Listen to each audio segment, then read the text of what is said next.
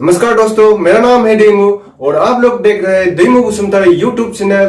तो आज हम बात करने वाले हैं एक फेमस नाम के बारे में जिसका नाम है विनोद। हु इज विनोद? विनोद विनोद विनोद विनोद विनोद विनोद विनोद विनोद ये अपने क्रश विनोद विनोद विनोद विनोद विनोद विनोद। तो बिदिब्ला नोंथांमोन भिडिअखौ गोबाव खालामालासिनो मेन टपिकआव फैनि। दिनैनि मेन टपिकआनो जाहैबाय फेसबुक आरो इंस्टाग्राम आरो यूट्यूब सब कमेन्टआवनो सासे मानसिनिल' नाम। हु इज विनोद? विनोदआ सोर? माने नोङो WhatsApp स्टेटासआवनो होन, सोरबा माने आं WhatsApp स्टेटास होबा बा सोरबा लोगोआनो होयोबा खालि विनोद विनोद।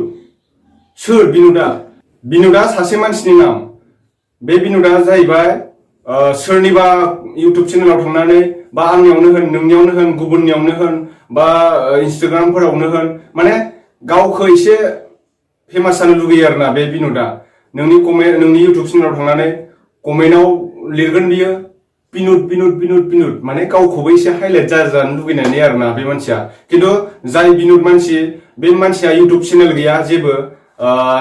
बे विनोदखौ बियो खालि बेलेगावबो थांनानै बेलेगनि कमेन्टफोराव खालि विनोदल' लिरो, गावनि नामखौल' लिरना गारबोयो। थिग बेबायदिनो सासे यूट्यूबारा जेरै केरिमिनाटिमोन बायदि रस्टिं खालामग्रा यूट्यूबार सासे, बियो सिली पइन्ट होननानै नायबा नुगोन नोंथांमोना। डिसक्रिप्शनाव होनाय दं आं बिथांनि लिंकखौ, नोंथांमोना नायबानो जाबाय।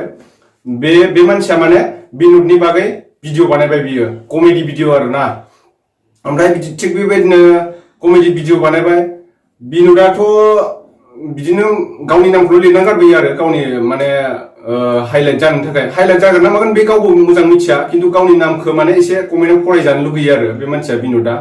ओमफ्राय बिदिनो बै सेली पइन्टनि जिथुनाखि अनार माने यूट्यूबारा, बियो रस्टिं खालामग्राया भिडिअ खालामबाय बियो बिनि सायाव कमेडि खालामनानै। बिदिनो विनोदनि बागै कमेडि खालामबाय नालाय, ओमफ्राय भाइराल जाबाय विनोदआ।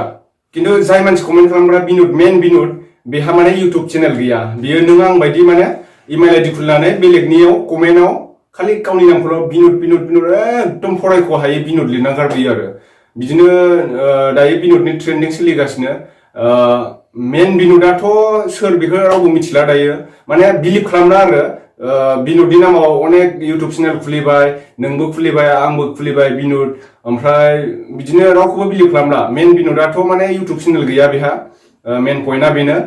थिग बेबायदिनो लोगोफोर, आगोलाव जोंहा जेसिबि का कुदाय माने जेसिबियाव पिक्सार लानानै जोङो आपल'ड खालामदोंमोन। बै समाव माने जेसिबियाबो भाइराल जादोंमोन आरोना, जेसिबिनि पिक्सार लानानै। थिग बेबायदिनो ससियेल मिडियाआव मा समाव मा भाइराल जायो नोंबो मिथिया, आंबो मिथिया, रावबो बुंनो हाया आरोना। नोङो हाजार मोजां भिडिअ बानायबाबो भाइराल जायाबो जानो हागौ। आनकमन माने एसे दस्रा टाइपनि भिडिअ बानायबा मा समाव दस्रा टाइपनि बानायबा मा समाव मारै भाइराल जायो रावबो बुंनो हाया बेखौ। बे ऊपर वाला का काम है होनना बुङोबा जोङो गोरोन्थि जानाय नङा।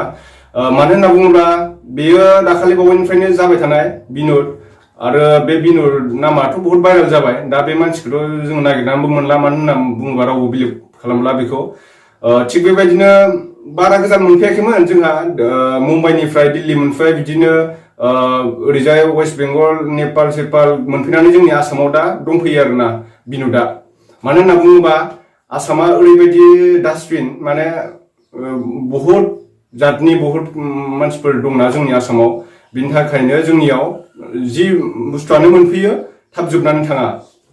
कर'ना भाइरासखौनो होन, जोंनियाव आसामावल' जागासिनो, बाहेराव खिन्थु जोबजोब्बायानो होनना बुंजायो, बारा माबा गैला। थिग बेबायदिनो आसामाव मोनफैबाथाय माने थाब जोबनानै थाङा आरोना, बेबायदि आरो। ओमफ्राय बे विनोदआथ' बिदिनोसै, बेनो विनोदनि माबाया मेन रायलायनो गोनाङा। नोंथांमोनाथ' मिथिखाबाय जानांगौ विनोदआ सोर।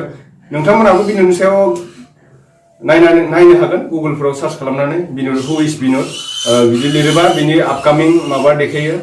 बिनि मेन रिजन गैया, रावबो हमनो हाया विनोदआ सोर।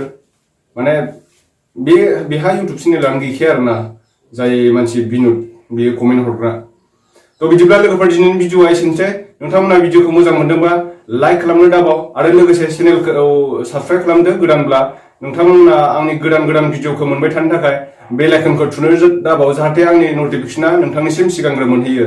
बिदिनो गोदान गोदान आपडेट भिडिअ नोंथांमोननिसिम लानानै फैबाय थागोन आङो थ' बिदिबा गाइस एसेनोसै बाय सिख्लाफोर गलाब बिबार होनानै नोंखौ मोजां मोनग्रा हौवा दा नागिर बैबायदि हौवाखौ नागिर